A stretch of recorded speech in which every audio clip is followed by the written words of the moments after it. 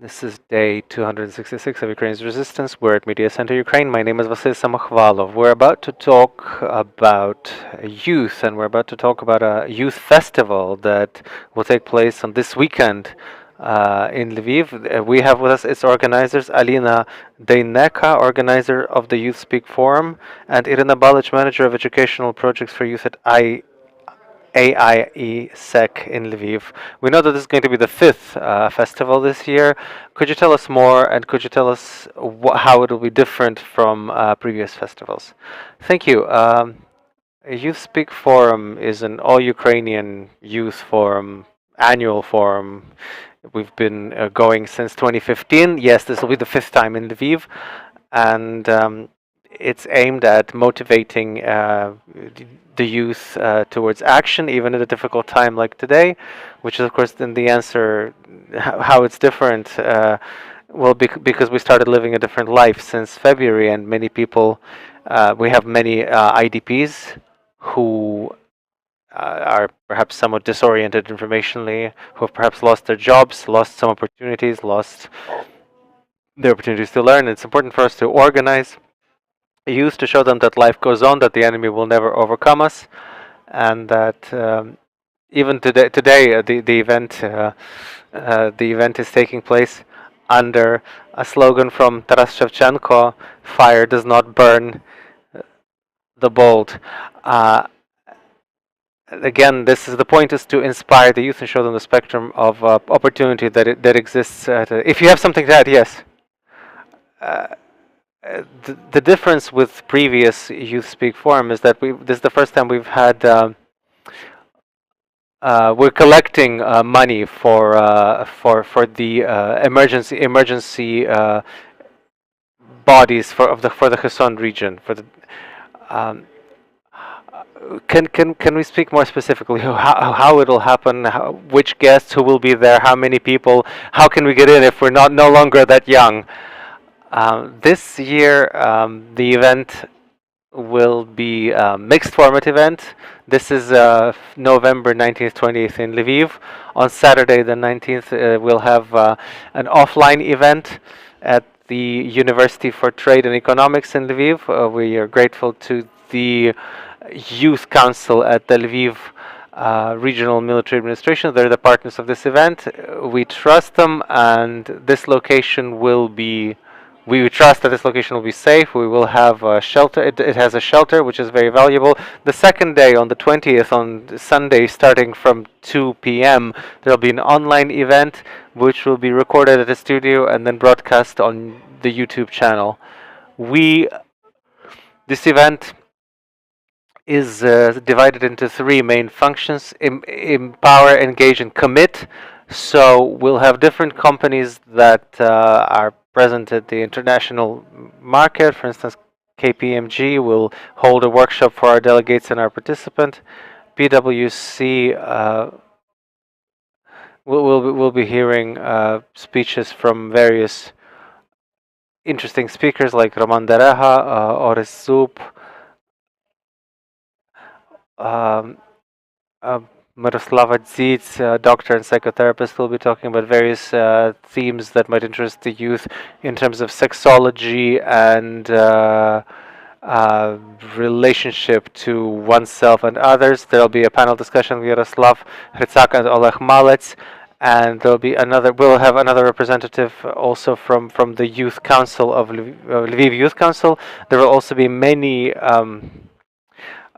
companies in our networking space that are our partners, who are interested in promoting youth growth. And I'll also add, as Ira has already mentioned, we're collecting a significant sum. We're trying to collect a significant sum for the Kherson Fire Department and Security and Rescue Department for helping them perform their duties. We need this, we want this, and we're very happy for Kherson in the recent news.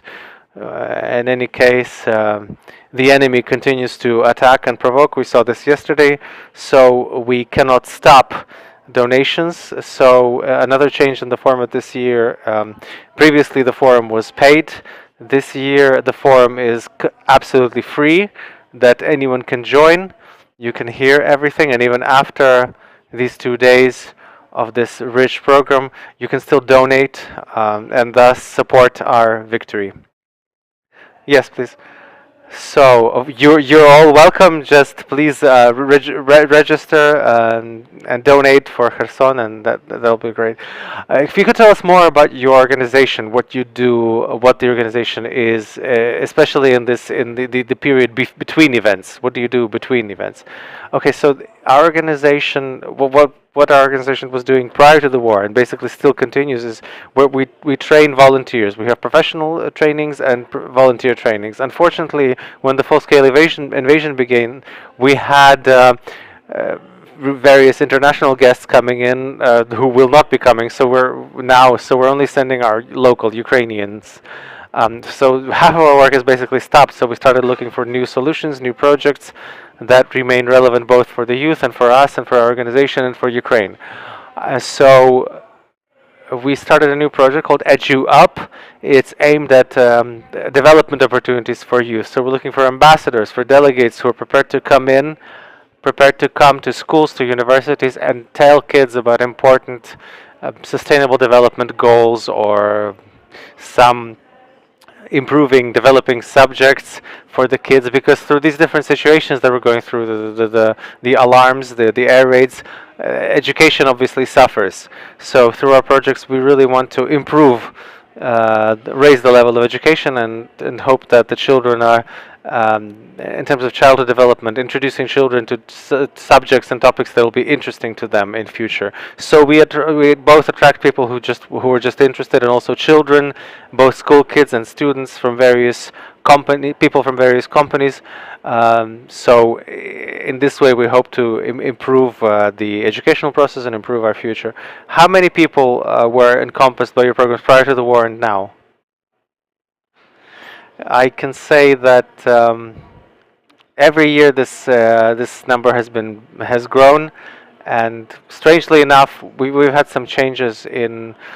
Previously, there were trainings. Now there are educational programs, and we attract many people. Over the past month, we've had about 2,000 people participating in our programs. Also, every year we change these formats so that for everyone interested, we also do various research. For instance, we did like a social survey, social monitoring on the UNICEF initiative on the U-Report platform. They helped us with this survey, where we collected over 6,000 questionnaires as to what people might be interested in terms of format, in terms of what we cover. So this has been very interesting cooperation. Next, final question: what will the sixth Youth Week Forum will be like? Well, I see every year. I see our level going up every year. I see. It's a real party, and we're very happy to see various organizations joining in. Various platforms want to provide various bonuses for our participants, for us to develop, to improve the country. So the fifth Youth Speak Forum will be great. We believe this. We trust the armed forces. We pray for things to go our way, and of course we're continuing to work. So our partners, Green Forest, Vidro, various